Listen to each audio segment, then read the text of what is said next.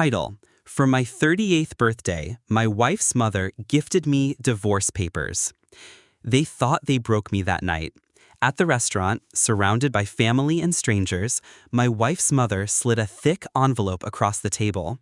"From all of us," she said with that smug tilt of her chin.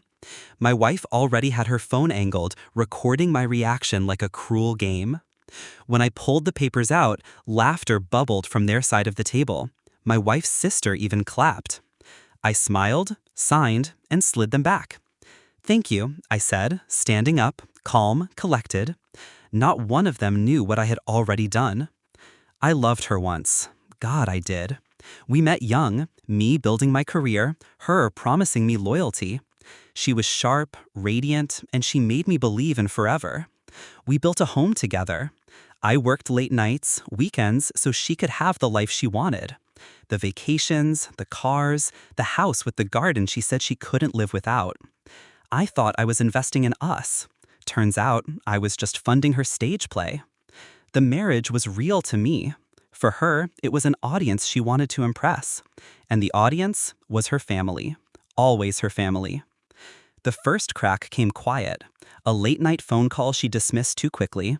A message half deleted, but the preview lingered. Laughter that wasn't meant for me. I started watching her more carefully. She wasn't discreet. She thought she didn't have to be. I was the fool, working, paying, giving. Why would I notice? One night, she left her laptop open. An email chain. Her mother, her sister, her lover. They mocked me like a puppet, planned to humiliate me on my own birthday, discussed how funny it would be to watch me break. And in that moment, I stopped being their fool. I didn't rage, I didn't confront, I calculated. The first step was financial. For 6 months, I'd been quietly moving assets, transferring accounts, pulling my name from joint investments, freezing her access. By the time she realized, her cards would decline at a gas station. The second step was evidence. I hired a private investigator.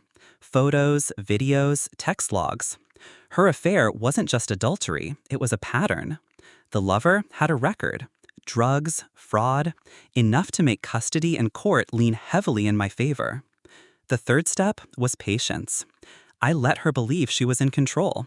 Smiling at her dinners, buying gifts, kissing her cheek while she whispered to others behind my back. Every kindness I gave her was a rope, one she'd tighten around her own neck. The night before my birthday, while she slept, I moved the last piece into place. A scheduled email with every photo, every receipt, every message, sent to her work, her family's inboxes, and her precious friends' group chat. When the envelope slid across the table the next day, I already knew.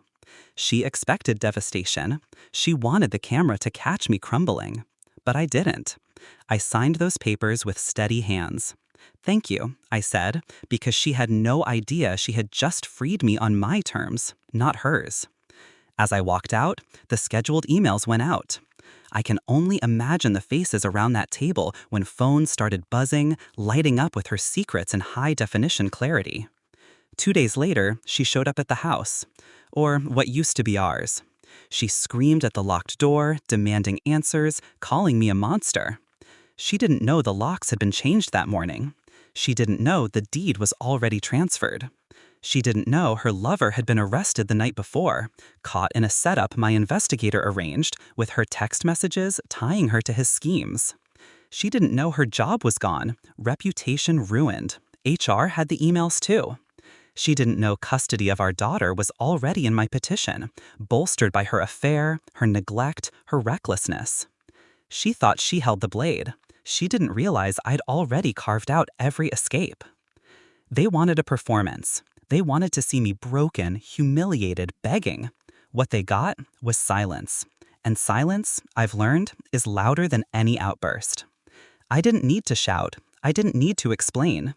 They drowned in their own revelations, each ping of a new message tightening the noose.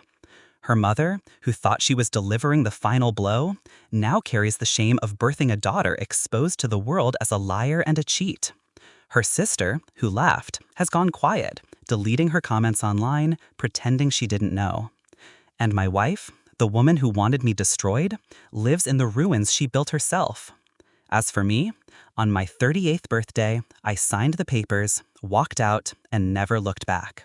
I didn't just escape them, I buried them with the weight of their own betrayal. That was my gift to myself.